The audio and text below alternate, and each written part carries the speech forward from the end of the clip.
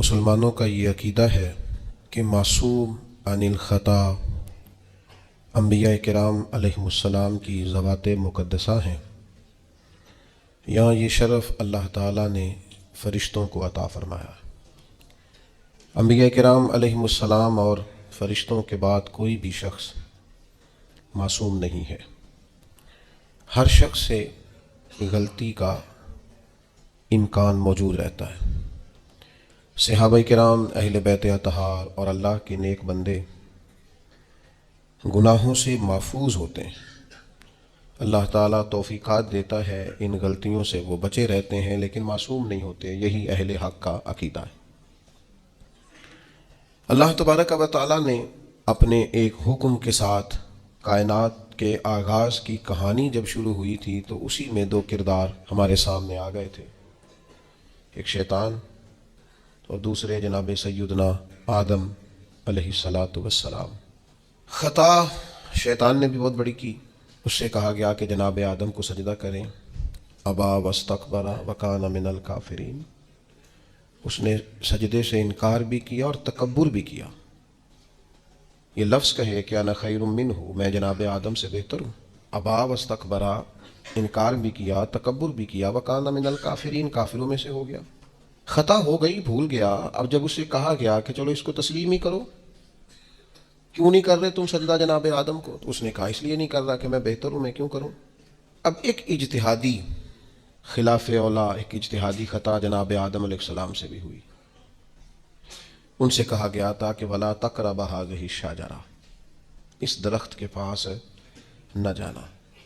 سورہ اعراف اگر آپ اس کا مطالعہ فرمائیں تو اس میں اس ساری بات کو اللہ تعالیٰ نے خود بیان فرمایا ہے کہ ہم نے آدم علیہ السلام اور ان کی زوجہ کو جنت میں رہنے کا حکم دیا، درخت کا پھل کھانے سے منع کیا۔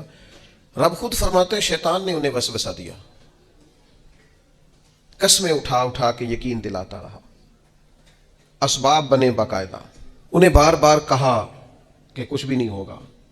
اب اللہ کے نبی معصوم ہوتے ہیں، وہ ایک اجتہادی خطا جو اس وقت ہوئی، اور پھر اللہ کے انبیاء کرام علیہم السلام اس کو سمجھتے بھی تھے کہ یہ اس کی تقدیر کے تقاضے ہیں، کیونکہ جناب آدم کو جنت میں بھیجا گیا ہے لیکن بنایا تو زمین کے لیے گیا ہے۔ جب یہ بات شروع ہوئی تھی تب بھی کہا تھا وَإِذْ قَالَ رَبُّكَ لِلْمَلَائِكَةِ إِنِّي جَاعِلٌ فِي الْأَرْضِ خَلِيفَةً، اللہ نے فرشتوں سے کہا میں زمین کے لیے خلیفہ بنانے لگا ہوں، نائب بنانے لگا، بنایا ہی زمین کے لیے۔ یہ تقدیر تھی، حکمت الہی تھی، یہ سارا کچھ ہوا۔ اب جناب آدم علیہ السلام کو جو منع کیا گیا تھا تو آپ اپنے اجتہاد کے باعث آپ نے اس درخت کی طرف رغبت فرمائی، لیکن جب حضرت آدم علیہ السلام کو زمین پر بھیج دیا گیا، وہ اڑ گیا تھا، اس نے اپنی غلطی کو ماننے سے انکار کر دیا اور یہ کہا میں بہتر ہوں۔ لیکن رب فرماتا ہے ان دونوں کو جب زمین پہ بھیجا تو قالا، دونوں نے کہا ربنا ظلمنا انفسنا، اے اللہ ہم نے اپنی جان پر زیادتی کی، اللہ کریم ہم بھول گئے، مالک تیرے بندے ہیں، تیرے حضور عاجزی پیش کرتے ہیں، ہم نے اپنی جان پر زیادتی کی ہے۔ وَإِن لَّمْ تَغْفِرْ لَنَا، اگر تو ہمیں نہ بخشے گا، وَتَرْحَمْنَا، اور اگر تو رحم نہیں کرے گا، لَنَكُونَنَّ مِنَ الْخَاسِرِينَ، تو ہم تو ضرور نقصان والوں میں ہو جائیں گے، ہمارا تو بڑا نقصان ہے۔ یہاں دیکھیے اعتراف کا کیا رنگ ہے، اور وہاں دیکھیے اپنی غلطی پر دلیل دے کر اکڑنے کا کیا مزاج ہے۔ نتیجہ کیا نکلا؟ راندہ درگاہ ہوا، شیطان لعین ہوا، مردود بارگاہ ہوا، اور یہاں یہ انعام ملا کہ اللہ تعالیٰ نے جناب آدم کو تمام انسانیت کا باپ بنا دیا۔ اس انسانیت میں نبی، رسول، ولی، غوث، کتب، ابدال سب شامل ہیں، انسانیت کا باپ بنا دیا۔ میں اور آپ جس معاشرے میں رہتے ہیں، اس معاشرے کی قباحتوں میں سے اور ہماری باطنی کمزوریوں میں سے اور ہماری اخلاقی کمزوریوں میں سے ایک بڑی کمزوری یہ ہے کہ ہم اپنی غلطیوں کا اعتراف نہیں کرتے۔ عادت سی بن گئی ہے دوسروں پہ ڈال کے اپنے آپ کو مطمئن کرنے کی، طبیعت سی بن گئی ہے یہ کہہ کر اپنی جان چھڑا لینے کی کہ یہ تو فلاں کی وجہ سے ہوا تھا۔ کسی کا بچہ بگڑ رہا ہے، خطائیں کر رہا ہے، اپنے صحیح رستے سے ہٹ رہا ہے، تو اس کے والدین کہتے ہیں اس کے دوست خراب کر رہے ہیں، اسے گن پوائنٹ پہ لے جاتے ہیں، کیا اس کو جبرن اٹھا کے لے جاتے ہیں، کہ اس کو کیا یہ اتنا ہی ناسمجھ ہے کہ کوئی اسے بگاڑ رہا ہے اور یہ بگڑتا ہی چلا جا رہا ہے؟ صحبت بد اثر کرتی ہے، اس کا انکار نہیں، لیکن سوال یہ ہے کہ یہ تو جان چھڑانے والی بات ہے، تو ہم نے اپنی جان چھڑائی۔ اپنی زندگی میں جو لوگ اپنی غلطیاں ماننا شروع کر دیتے ہیں وہ ایک فائدہ اپنے ساتھ کرتے ہیں اور ایک اپنی آنے والی نسل کے ساتھ فائدہ کرتے ہیں۔ ان کو پتہ چلتا ہے کہ ہمارے بزرگ ہمیں یہ کہہ رہے ہیں، ہمارے والدین کہ بیٹا یہاں یہاں میں بھول گیا تھا اور میری اس غلطی کی بنیاد پر مجھے یہ نتائج بھگتنا پڑے اور بہت ساری چیزوں پر میں بہت سارے لوگوں سے پیچھے رہ، یہ خطا نہ کرنا زندگی میں۔ لیکن وہ ہمیں اپنی تعریفیں سنانے سے فرصت ملے تو اپنی غلطیوں کی طرف جائیں۔ ہمیں آئینہ ہر روز ہمارا ہی حسن ہمیں دکھاتا رہتا ہے، اگر ہمیں کہیں کوئی کمزوری نظر آئے تو تب ہے نا۔ صوفیاء کرام کے سرخیل ہیں حضرت مجدد الفسانی رحمۃ اللہ علیہ، تو شیخ سے کسی نے کہا خوش بخت انسان کون ہوتا ہے؟ تو مجدد صاحب فرمانے لگے جسے اپنی غلطیاں نظر آنی شروع ہو جائیں۔ خوش بخت ہے وہ آدمی جس کو اپنے گریبان میں منہ ڈالنے کا شوق پیدا ہو، خیال آئے تو اس کی تربیت شروع ہو جاتی ہے۔ لیکن جو ہر بات، میں ایک چھوٹی سی بات آپ کی خدمت میں عرض کروں، میں آپ اس سے اختلاف کر سکتے ہیں، تو میرا تجربہ یہ ہے، میں نے تعلیمی زندگی گزاری ہے، میرا تجربہ یہ ہے کہ جو نہیں نہ پڑھا اپنی وجہ سے نہیں پڑھا، کہے بعد میں وہ کہ جو خاندانی مسائل بڑے تھے، مجبوریاں بڑی تھی گھر کے، کہے جو جس نے کہنا ہے کہے، پر میں یہ بات ماننے کو تیار نہیں ہوں، اس لیے کہ میں نے اپنی زندگی میں دیکھا جنہوں نے پڑھنا تھا نا وہ پارٹ ٹائم جاب بھی کرتے تھے اور پڑھائی بھی کرتے تھے۔ وہ میں خود، ہم دوست جایا کرتے تھے، اب تو میں نے کبھی یہ سنا بھی نہیں، لیکن یہ جو لوگ بڑی عمر کے ہیں انہیں پتہ ہوگا، آدھی قیمت پر کتابیں مل جاتی تھی اور پھر اس کو جا کے دوبارہ بیچ کے آتے تھے، وہ پھر 25% قیمت ملتی تھی اس کی اگلے سال۔ تو اس طرح سے سمٹے ہوئے خرچوں میں اور اس طرح اخراجات کی کفایت شاری میں لوگ پھٹیوں پر بیٹھ کے پڑھتے رہے، اور بہت ساری مائیں بستہ لے کے دینے کی پوزیشن میں نہیں ہوتی تھیں، تکیے کے غلاف میں پہنی ہوئی کتابیں، اور 3 دوستوں نے مل کے ایک چٹائی خریدنے کا پلان بنا لیا، اس پر بیٹھے ہوئے اور پھر ایک دوات کے ساتھ 3 قلم اسی دوات میں ڈبو کر وہ اپنا اپنا کام کرنے والے، اور ایک دوسرے پر احسار بھی کیا جا رہا ہے تو پین میں سیاہی بھرنے کا احسار کیا جا رہا ہے، کسی کو دی بھی جا رہی ہے تو کہا تھوڑی گاچی دے دو تاکہ میں بھی اپنی پھٹی کو صاف کر لوں۔ لیکن یہ پڑھتے پڑھتے لوگ، چھوٹی کتابوں پہ پڑھتے پڑھتے انہوں نے بڑے بڑے انقلاب برپا کر دیے۔ ہم یہ دیکھتے رہے کہ اپنی کمزوریوں کی وجہ سے لوگ پیچھے رہ گئے جو رہ گئے، ورنہ جن لوگوں نے تھوڑی سی بھی توجہ کی اللہ تعالیٰ نے ان کی مدد فرمائی۔ زندگی میں جو جس مقام پر بھی کھڑا ہے، وہ بھی بیٹا ہے یا والد بن چکا ہے، وہ بھی شاگرد ہے یا استاد کے منصب پر فائز ہو چکا ہے، وہ ابھی طالب علم ہے یا عملی زندگی میں کسی شعبے کے ساتھ منسلک ہو چکا ہے، اگر وہ چاہتا ہے کہ اگلی زندگی میں کم از کم ناکام نہ ہو تو پیچھے جو اس سے کوتاہیاں ہو گئی ہیں ان کا اعتراف کرنا شروع کرے۔ ضروری نہیں اس کے پوسٹر چھپائے اور لوگوں کو بتائے، وہ اپنے آپ سے تو گفتگو کرے، اپنے رب کے حضور تو حاضر ہو کے اپنی غلطیوں کو مانے، وہ تسلیم تو کرے کہاں کہاں اس سے خطائیں رہ گئی ہیں، کہاں کہاں اس سے غلطیاں رہ گئی، کہاں کہاں وہ بھول گیا، کہاں کہاں اس نے سمجھنے میں اور اپنا شعور بلند کرنے میں دیر کر دی۔ جب تک اعتراف جرم نہیں ہوگا اتنی دیر تک غلطیوں کی تربیت ہو سکتی۔ دیکھو کیا کہتے ہیں، ربنا ظلمنا انفسنا، اللہ ہم نے زیادتی کی ہے اپنی جانوں پر، وَإِن لَمْ تَغْفِرْ لَنَا، اگر تو نے معاف نہ کیا، وَتَرْحَمْنَا، اور ہم پر رحم نہ فرمایا، لَنَكُونَنَّ مِنَ الْخَاسِرِينَ، پیچھے سے جو ہونا تھا وہ ہو گیا، اور اگر آئندہ بھی کرم نوازی نہ ہوئی تو ہم تو نقصان والوں میں ہو جائیں گے، نقصان تو بڑھے گا، روز گھاٹے میں جائیں گے۔ ہم جب تک تسلیم نہیں کرتے، مان لو سیاستدانوں تم سے غلطیاں ہوئی ہیں، تمہیں موقع ملے تھے، تمہارے پاس وقت تھا، مانو کہ تم سے غلطیاں ہوئی ہیں۔ وہ جس کا بیٹا اس کے سامنے تلخ بولتا ہے اور پھر رات کو وہ بستر میں منہ دے کے روتا ہے، وہ کیوں نہیں مان لیتا کہ اسے غلطیاں ہوئی ہیں؟ وہ ایک دفعہ اپنے بستر میں منہ دے کے یہ کیوں نہیں سوچتا کہ کبھی اس کے ابا جی بھی کہا کرتے تھے بیٹا میں تیری طرف سے تکلیف میں، کیوں نہیں تسلیم کرنے کو تیار کہ میں اسے کسی کے سپرد کر کے نا تو چچا کے ساتھ اسکول چلا جا اور میں دوستوں کے ساتھ کھانے چلا گیا تھا، میں نے اپنے بچوں کو وقت ہی نہیں دیا۔ یہ کوتاہیاں ہم کب تسلیم کریں گے؟ چھوٹا آدمی ہوں اور کمزور ہوں، کوئی ایسی بات نہیں کرنا چاہتا، لیکن میرا دل کرتا ہے ادب سے عرض کروں کہ دین کے دعوے کرنے والوں تم سے غلطیاں ہوئی ہیں، منبر و محراب کے وارثوں تم سے کوتاہیاں ہوئی ہیں، مسند ارشاد پر بیٹھ کر پیری مریدی اور اچھے اسباق پڑھانے والوں تم سے خطائیں ہو گئی ہیں۔ تم نے قوم کو جس تعویذ گنڈے پہ لگایا تھا، تم نے قوم کو جو چیزیں خود سے سکھائی تھیں، تم نے کیوں نہیں بتایا کہ ہم تو ناقل ہیں، اللہ کے عاجز بندے ہیں، قرآن و سنت پڑھیں گے اور تمہیں سنا دیا کریں گے۔ ہم تو صرف ناقل ہیں، یہاں سے نقل کر کے تم تک پہنچانے والے، ہم تو تمہیں خیر بتائیں گے، اللہ کی بارگاہ کا رستہ دکھائیں، تم نے کیوں نہیں اس کو سمجھا؟ ہم اپنی کوتاہیاں کب قبول کریں گے؟ ساری غلطیاں سیاستدانوں کی تو نہیں ہوتی. پتا تھا ووٹر سپورٹر کو کہ یہ پہلے کس پارٹی میں تھا، اس کو پتا تھا کہ اس کا اعتبار نہیں ہے، خدا جانے جیت کے بھی کس پارٹی میں جائے گا، پتا تھا. تو کیا یہ کوئی دھندا ہے؟ کیا یہ کاروبار ہے کہ آپ جانتے بوجھتے ہوئے اپنے ہاتھ سے زہر کھائیں اور بعد میں کہیں کہ میری انتڑیاں کٹ کے باہر آ رہی ہیں، تو جب کھایا تھا تو یہ تو ہوگا سارا کچھ. ہمارے کچھ دوست ہیں محبت کے ساتھ رمضان میں کچھ اپنی بساط کے مطابق جو ہمیں نظر آتا ہے کہ یہ ہمارے جاننے والوں میں کوئی غریب آدمی ہے، تو بڑی معمولی سی چھوٹی سی خدمت ہم کرنے کی کوشش کرتے ہیں. تو میں یہ 1-2 دن پہلے عصر کی نماز کے لیے سیڑھیاں چڑھ رہا تھا مسجد کی، تو ایک بوڑھے نے مجھے آواز دے کے کہا حضرت جی السلام علیکم. اور پھر غریب آدمی تو وہ بات بھی کرتا ہے تو اس کے لفظ بھی کانپتے ہیں. میں نے کہا جی آپ کیا کوئی پریشانی ہے؟ کہنے لگے وہ جڑا رمضان چ راشن لبدا ہے پہلے نہیں لب سکتا. تو میں ان کا بازو تھام کے ان کو کونے پہ لے گیا. میں نے کہا پریشان ہے. ان کے آنسو بے اختیار ٹپ کے کہنے لگے منڈے دی کل 40,000 تنخواہ ہے تے 34,000 گیس دا بل آ گیا. اب یہ ہے کہ اس کو مینج کرنا. اقبال نے کہا تھا تو خالق و مالک ہے مگر تیرے جہاں میں، اللہ کی بارگاہ میں کہا تھا مالک تو قادر و عادل ہے مگر تیرے جہاں میں ہے تلخ بہت بندہ مزدور کے اوقات. اللہ تیری حکمتیں ہیں تو ہی بہتر جانتا ہے. ضرور کوئی حکمت ہوگی لیکن بعض لوگ تکلیف میں آ رہے، کیسے مینج کریں؟ کیوں نہیں اپنی غلطیاں مانتے؟ ہم نے غلط لوگوں کو سپورٹیں کی ہیں. ہم نے بس یہ دیکھا ہے کہ وہ میرے گھر آیا ہے، مجھے بھی چودھری مانتا ہے چھوٹا سا، لہذا پیچھے لگ گئے. کون اشک شوئی کرے؟ اور پھر یہ تو میں نے ایک مثال دی ہے نا، یہ جانے کس کس کے ساتھ یہ معاملہ ہے اور کس کس انداز میں یہ معاملہ ہے. میرے عزیز، اعتراف جرم، اپنی غلطی کا احساس، یہ نعمت اگر ہمیں میسر آئے.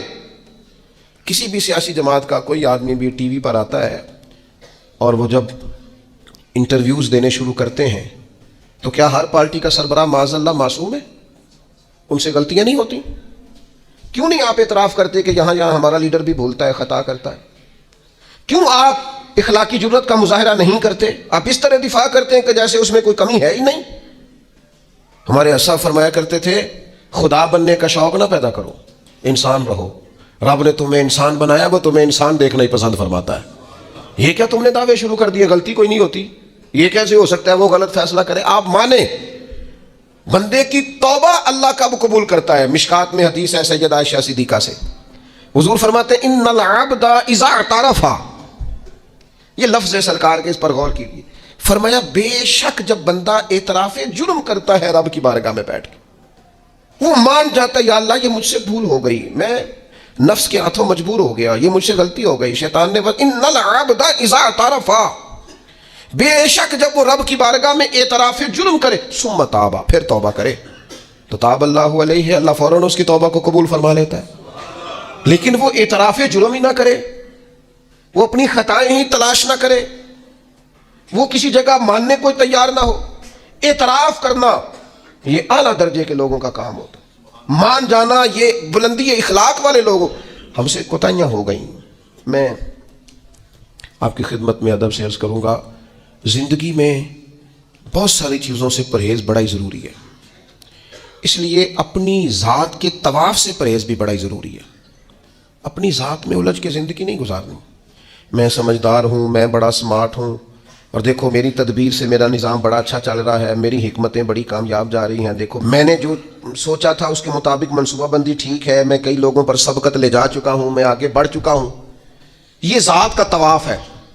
اپنی ذات کے طواف سے نیچے اتر کر سوچ لیں اور 2 چیزیں اپنے ذہن میں بٹھا لیں، طے کر لیں زندگی روحانیت کی طرف بڑھنے لگی. ایک یہ چیز اپنی ذہن میں بٹھا لیں کہ میرے اندر زندگی میں جو کمیاں کمزوریاں رہ گئیں وہ میری وجہ سے ہیں، اور اگر کوئی خیر ملی ہے تو وہ محض اللہ کے فضل کی وجہ سے، میری طاقت کے سبب کچھ نہیں ہے، محض فضل الہی.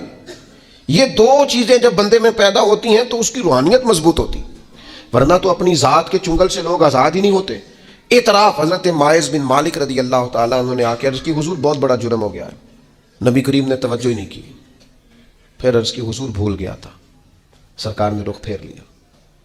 پھر عرض کی حضور بھول گیا تھا. کریم فرمانے لگے کیسی ذہنی الجھاؤ کی بات کرتا ہے. پھر فرمایا دیکھو محسوس کرو ہوش میں تو ہے. عرض کی حضور مہربانی کرتے. یہ جو احساس ندامت ہے سونے نہیں دیتا. کرم نوازی کریں. یعنی ایک شخصیت حاضر بارگاہ ہوئی ہے, عرض کی حضور جرم ہو گیا بہت بڑا, سرکار نے توجہ ہٹائی. پھر عرض کی حضور بھول گیا تھا, خطا ہو گئی, پھر توجہ ہٹائی. عرض کی حضور اگر میرے لیے طہارت کا سامان نہ کیا گیا تو میں بہت بڑے نقصان میں چلا جاؤں گا, کرم نوازی کر دی جائے. فرمایا دیکھو لوگوں ہوش میں تو ہے. یا رسول اللہ بالکل ہوش میں. نبی کریم علیہ السلام نے فرمایا لے جاؤ سنسار کرو. پتھر مارے گئے, سنسار کیا گیا, اعتراف کیا, مانا, سزا قبول کی, اپنے لیے فیصلہ کیا کہ مجھے سزا لینی چاہیے. ان کا وصال ہوا. یہاں تک تو معاملہ ان کا تھا, لیکن اس اعتراف پر انعام یہ ملا کہ محبوب نے فرمایا غسل کفن کرو, میں خود جنازہ پڑھاؤں گا. نبی رحمت علیہ السلام نے امامت فرمائی. میرے مرنے پہ ہر سو شور مچ جائے گا دیکھو گے, اور کہنے الوداع سرکار خود تشریف لائیں گے. اور کسی درویش نے کہا تھا مرن تو بعد دو مکھڑا میرا ہو جاوے جے تازہ, پھر سمجھ لینا محبوب میرے نے آن پڑے ہے جنازہ. سرکار نے امامت فرمائی, تدفین ہوئی. کسی شخص نے بعد میں کہا اس نے فلان جرم کیا ہے, تو حضور فرمانے لگے چپ کر, تجھے پتہ ہے وہ کہاں ہے اس وقت؟ یا رسول اللہ کہاں ہے؟ فرمایا جنت کی نہروں میں غوطے لگا رہے ہیں. اور حضور فرمانے لگے اس بندے نے ایسی اعلیٰ توبہ کی ہے کہ اگر میں اپنی ساری امت میں اس کی توبہ ساری امت میں, فرمایا اس کی توبہ اگر قیامت تک آنے والے سارے امتیوں میں بانٹ دوں تو اللہ سب کی بخشش فرما دے گا. سب بخشے جائیں گے اس ایک کی توبہ کی برکت. کیوں؟ ہاتھ باندھ کے عرض کی حضور مہربانی کریں, میرے سے یہ غلطی ہو گئی ہے, شفقت کریں, مہربانی فرمائیں. دوستو اپنی زندگی میں اعتراف والا مزاج تو پیدا کرو یار. ہم تو کسی کوتاہی کو تسلیم کرنے کو باغبان سارا اجڑ گیا, لیکن کوئی مالی ذمہ داری قبول کرنے کو تیار ہی نہیں. گھر سارا لٹ گیا اور گھر میں بسنے والے ذمہ داری لینے کوئی تیار نہیں. خاندان سارا ٹکڑے ٹکڑے ہو گیا, اور جو گھر کا سربراہ تھا وہ احساس ماننے کو تیار ہی نہیں. بڑے بڑے لوگوں کے مستقبل داؤ پہ لگ گئے. کسی نے کہا تھا نہ ادھر ادھر کی تو بات کر, مجھے بتا کہ قافلہ کیوں لٹا. راہزنوں سے غرض نہیں, تیری راہبری کا سوال ہے. تو کہتے ہیں وہ چور آ گئے تھے تو کس بات کا پہرے دار تھا؟ تجھے بھی تو ذمہ داری دی تھی نا, چوروں کو تو آنا ہی تھا. یہ جو جان چھڑاتے ہیں نا چور آ گئے تھے, ان سے پھر پوچھنا پڑے گا نا کہ چور اپنی ڈیوٹی صحیح کرتے رہے اور پہرے دار سوئے رہے. پھر تو تم سے زیادہ چور ذمہ دار نکلے کہ انہوں نے ڈیوٹی ٹھیک کی, اور تم کہے کہ پہرے دار تھے, تم سوئے رہے.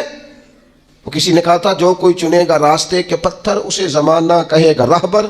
کسی کو ٹھوکر لگی تو ہر میر کارواں سے سوال ہوگا, پوچھا جائے گا جناب آپ آگے لگے ہوئے تھے, آپ نے غلط راستے پہ کیوں چڑھایا؟ یہ ٹھوکروں والا راستہ ہے تو کھڈے بڑے. اعتراف اپنی زندگی میں پیدا کریں. اعتراف اپنی چیزوں میں اگر بہتری چاہتے ہیں, آنے والے وقت کو عمدہ کرنا چاہتے ہیں. ہم سمجھتے ہیں کہ چلو ماضی اور حال کے ساتھ جو ہوا سو ہوا, مستقبل ہی ٹھیک ہو جائے. اس کے لیے اپنے ماضی اور حال کی کمزوریوں کو تراشنا پڑے گا, غور کرنا پڑے, پھر یہ معاملہ آگے جائے گا. میرے بھائی اپنی زندگی میں ہم سے جو کمیاں رہ گئی, پتہ ہے اللہ تعالیٰ نے توبہ کا دروازہ ہر وقت کھلا رکھا ہے, اور فرمایا لا تقنطوا من رحمت اللہ, تم نے مایوس نہیں ہونا. ان اللہ یغفر الذنوب جميعا, اللہ تمہارے سارے گناہ ہی معاف کر دے گا. کرنے کا کام یہ ہے کہ چلو آج سے ہی صحیح, چلو ابھی سے صحیح. بہت ضعیف العمری میں بڑھاپے میں آ کے بھی لوگوں نے خیر کا راستہ اختیار کیا تو اللہ کی رحمت نے آگے بڑھ کے استقبال کیا. چلیں کسی وقت بھی, کیا کہتے ہیں, صبح کا بھولا شام کو گھر آ جائے تو بھولا, چلو گھر تو پہنچ گیا ہے نا, اپنے گھر آ گیا, اب کہاں بھولا ہے. تو اپنی کوتاہیاں, اپنی غلطیاں, برے بندے نو لبن ٹریا جگ تے ملیا نہ کوئی, اپنے اندر چاتی پائی تے میتھوں برا نہ کوئی. اپنی کمزوریاں تلاش کریں, ان کے لیے اپنے آپ کو کٹہرے میں کھڑا کریں, اپنے آپ سے سوال جواب کریں, اپنے ساتھ گفتگو کریں. میں نے اپنی زندگی میں کچھ ایسے لوگوں کو دیکھا, کچھ ایسی شخصیات سے میرا پالا پڑا. وہ بڑے لوگ تھے, عظیم لوگ تھے, لیکن ان کے پاس بیٹھ کر اندازہ ہوا کہ وہ جو ہیں نا وہ اپنے آپ کو نہیں سمجھتے. وہ جو ہیں وہ نہیں. حضرت شیخ سعدی رحمۃ اللہ نے لکھا ہے کہ ایک بزرگ خانہ کعبہ میں حج کے موقع پر گئے ہوئے تھے, تو کہتے ہیں خیمے میں سویا تھا تو کسی کے تڑپ کے رونے کی آواز آئی, یا اللہ مہربانی کرنا قیامت میں رسوا نہ کرنا. تو کہتے ہیں میں تو تسلی دینے کے لیے اٹھ کے باہر گیا کہ پتہ کروں کون ہے، اور جب میری جا کے ملاقات ہوئی تو میرے پیروں تلے زمین نکل گئی، یہ تو بغداد کے عبد القادر جیلانی ہے۔ آپ کسی بھی شخص کو پڑھ لیں گے، جو آج کل دعوے ہیں نا لوگوں کے، میں یوں کر دیتا ہوں کہ میں یہ، ہمارے بزرگوں کے یہ دعوے، وہ جہاں بھی ملیں گے رب کے عاجز بندے ملیں گے، وہ جہاں بھی میسر آئیں گے وہ اللہ کے عاجز بندے ہو کے ہی میسر آئیں گے۔ احساس ان کے دلوں سے اپنی کمزوریوں کا کبھی گیا؟ ہمارے اندر یہ احساس نہیں ہے، بڑھوتری کا احساس۔ لوگوں سے ملاقاتیں ہم کرتے ہیں تو ہم یہ تھوڑی چاہتے ہیں کہ ہم ان سے کچھ حاصل کریں، ہم تو بڑی ساری جگہوں پہ اپنا آپ دکھانے بتانے کے لیے پہنچتے ہیں۔ اپنی زندگی میں اپنی غلطیوں کو ڈھونڈیں، اور پھر یہ کہ صحت اگر ٹھیک نہ ہو، صحت اگر ٹھیک نہ ہو تو کھانے پینے کا کوئی مزہ نہیں ہوتا، اور اگر گناہوں والی بیماری انسان کو لگی ہوئی ہو نا تو نہ مزہ شب برات کا، نہ رمضان کا، نہ تلاوت کا، نہ صدقات کا۔ تھوڑا سا توبہ کا رنگ غالب آئے نا، پہلے اس کی شخصیت احساس ندامت والی ہو نا۔ حضور سے پوچھا گیا توبہ کیا ہے؟ فرمایا شرمندگی اور ندامت کا نام ہی توبہ ہے۔ تیرے اندر ندامت پیدا ہو گئی، احساس ہو گیا کہ یہاں میری غلطیاں ہیں، تو یہی توبہ ہے۔ تو اس کے لیے تیاری کریں۔